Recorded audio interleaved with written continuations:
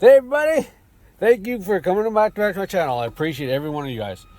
If you take the time, if you're new, hit that subscribe button and smash that like button if you do like my videos and find them useful. Also, don't forget the bell and hit notifications. In today's video, we are going to be doing this right here. So like, this is my key. When you put the key in, the door is open. What's it not doing? Not chiming. I can turn the key on. Key's on. I don't even have my doors open. I can start the car up.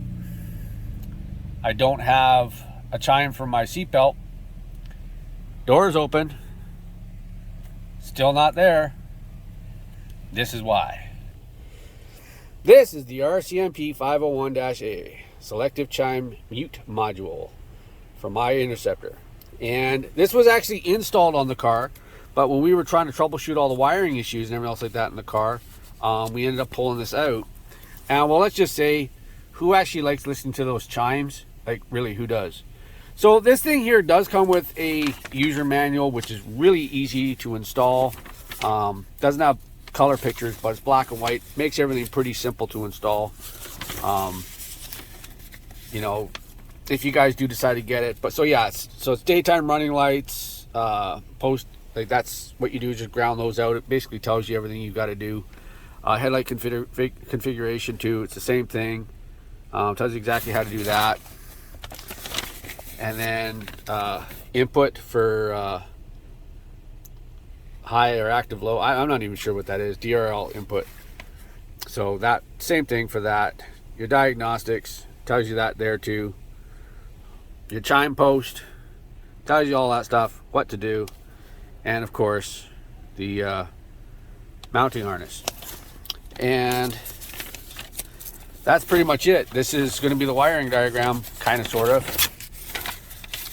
right here, so you guys can kind of see what it is. But yeah, it's pretty much plug and play. It works great.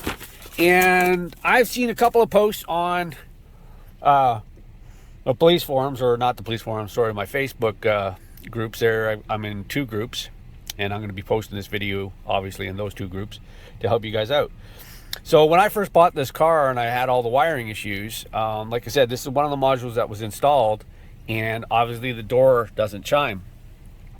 And as soon as we pulled this out, when I got the car back and the car was running, I had that door was open, and no matter what I did, so I ended up having to take that latch out on the inside. I got one from the wrecker and I replaced it.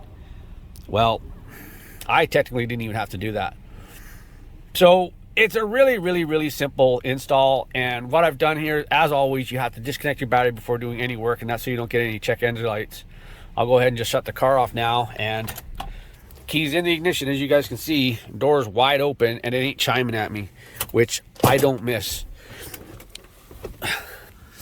So pardon the mess here. There are a couple of different options here of where you can put this green wire, because really this is the only wire that you've got to connect. And again, the wiring diagram pretty much tells you right where to go. So you're going right here to this little plug right here, and inside here you got to find the green violet. So I just connected that green violet right there, and that's not soldered yet. I am going to solder that and tape that up, and then tape this whole bundle back up to seal it. This is the OBD2. This is the one that they give you, and then your factory one plugs in right there into the red one. So that's my factory one plugged into the red one. That's kind of just the extender. And then this wire right here, and the 2 wires. So that wire comes down in, so that plugs into that, and then this green wire plugs into that. And yeah, this is the module right here. I don't know if I get that to focus on there or not. Can you guys see that? Anyway, so yeah, there's nothing else really on it there. Right there. Give me a second. Yeah, so it might be a little bit easier to read there now that I wipe my lenses. So yeah, so the Ford Interceptor, that's going to be the part number there. So you guys can see that. Pause that. Hope that's clear enough for you.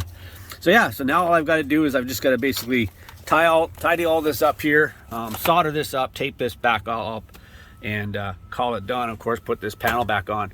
Like I said, guys, if you guys want to get this, it comes with the instructions and all that stuff. So I'm not exactly sure, to be honest with you, where you buy it. Like I said, I was just lucky enough. This was all in the car. So there you go. It's Intermotive. And so what is that? Intermotive Vehicle Controls is what it is. And RCMP501-A Selective Chime Mute Module. All right, guys. Thanks a lot for watching. Just another short video for you, of course. Hope you guys found it useful. As always, like I said, if you don't want that chime, get rid of all that stuff. And obviously, this is for the RCMP models. And why you would want this too is not just annoying you if you're actually running a security company or in law enforcement. And you know, you've already got the dark package, like dark mode. Like none of my lights come on when I open up the doors and stuff. I don't want it to ding either. Like if I get out of the car and the key is on and the car's running and this door opens, it's ding, ding, ding, ding, ding. And what's that going to do but just notify everybody around you? They're going to hear that, right? Especially if you're at night. So silent mode, that's what I want, is silent mode, or ghost mode is what you want. So that's why you want this, and that's why I want it. The other thing that I want to do is I want to reinstall the ignition security that was here. That one was melted and I don't have that module anymore. So I don't know actually how to get it or how to order it. I might contact the number on the back of on the inside of my trunk. Here, I'll show you. So right here, there's an email that's going to focus on that. It's crown.customerwarranty@legit.com. So what I want to do is get the secure idle interceptor is what I want. I think that's what I need. So mine was faulty. It pretty much just shorted out and it caused a lot of problems. That was one of the issues that I was having with this car, and I think why I had to rip out the, well, I'm not going to say it was one of the issues. I can't say 100% for sure what that was. I know the alarm system that was put in this was garbage. So, yeah. So I do want to get that reinstalled on the car for obvious reasons again. So I'm just going to go ahead and solder that up like I said and finish this up. Like I said, guys, hope you guys liked the video. As always, don't forget to subscribe, like, share, comment, do all that good stuff, guys. I appreciate every single one of you guys. I guess I'll see you guys in the next one. Peace.